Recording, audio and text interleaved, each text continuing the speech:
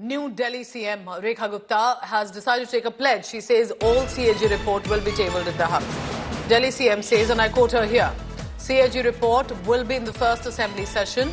And of course, the attempt is to target at the former Aam Aadmi Party government alleged scams. Remember the liquor excise policy issue, then Arvind Kejriwal's residence renovation splurge, all of that will be in big focus. New BJP government has vowed to expose the Aam Aadmi Party in the House. Here's what AAP is saying. BJP is spreading falsehood. Atishi, who's now a leader of opposition, says we sent the CAG report to the House. इस सदन में जो सबसे महत्वपूर्ण बात आने वाली है, जो हमने कही थी कि पहले ही सदन में सीएजी की रिपोर्ट हम सदन के पटल पे रखेंगे। जनता की गाढ़ी खून पसीने की कमाई, जिसका पिछली सरकारों ने दुरुपयोग किया, एक एक रुपए का हिसाब जनता को देना होगा। तो ये जो सदन है, पहला सदन दिल्ली के लिए नए आयाम लेके आएगा। जो सीएजी की रिपोर्ट्स हैं, उन सीएजी की रिपोर्ट्स को मैंने बतौर मुख्यमंत्री स्पीकर साहब को भेजा है। तो ये जो फैलाया जा रहा है कि भारतीय जनता पार्टी ने निर्णय लिया है, ये सीएजी रिपोर्ट्स चुनाव से पहले ही दिल्ली विधानसभा एक सील्ड एनवेलप में चली गई थी। ये सीएजी रिपोर्ट्स पहले हाउस में प्रस्तुत होनी ही थी। तो इसलिए भारतीय जनता पार्टी जो ये भ्रम फैलाने की कोशिश कर रही है कि उन्होंने फैसला लिया है, वो रिपोर्ट्स प्रस्तुत करेंगे, ये बिल्कुल भ्रामक है। And get used to this. A woman leader of opposition, a woman chief minister, they are leading their teams right now with the strategies. Joining us now, Sushant Mehra for the latest on that.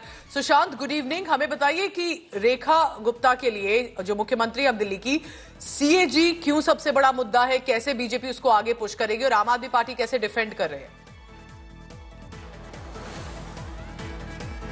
हाँ, देखिए, फिलहाल अगर बात की जाए CAG report की, और ये जो रिपोर्ट है ये 2017 से लगातार 2024 तक की पूरी ये रिपोर्ट है।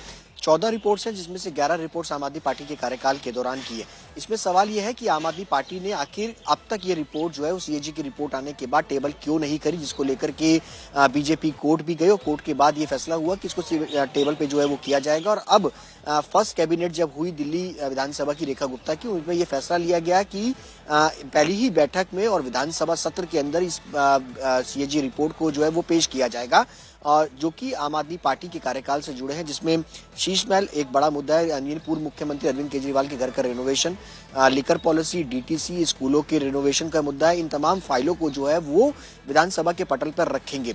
वहीं आम आदमी पार्टी का ये कहना है कि खुद सीएजी की रिपोर्ट को विधानसभा के स्पीकर्स को जो है वो आतिशी ने खुद अपने हाथ से हैंडओवर किया था, लेकिन बीजेपी का ये उस पर पलटवार है। उन्होंने कहा है कि बेशक आपने ये जरूर किया हो, लेकिन विधानसभा का सत्र जो है वो कंटिन्यू चला, क्यों आखिरकार आपने वो जो रिपोर्ट है वो पेश होने नहीं दी, क्योंकि उसमें कई सारे भ्रष्टाचार के आरोप हैं। दिल्ली की सीएम रेखा गुप्ता का कहना है उन तमाम जो आरोप, जो तमाम जो भ्रष्टाचार हुए, उन सबको एक एक करके जनता के बीच में लाएंगे और सीएजी की रिपोर्ट जो है वो पेश की जाएगी। विधानसभा चुनावों के अंदर भी सीएजी की रिपोर्ट का मुद्दा जो है वो जमकर बुनाया था बीजेपी ने, और कहा था कि जब विधानसभा नई बनेगी और बीजेपी की सरकार बनेगी तो उस रिपोर्ट को जो है वो विधानसभा में पेश किया जाएगा। अब बीजेपी की सरकार बनी है तो निश्चित तौर पर अब सीएजी की रिपोर्ट जो है वो टेबल की जाएगी विधानसभा सत्र के पहले दिन, जो कल से शुरू होने जा रहा है।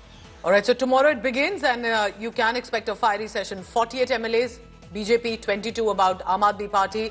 So therefore, good number from both sides to be able to charge at each other, and CAG is going to be the top story. Thank you very much, Sushant Mehra, for the latest on that.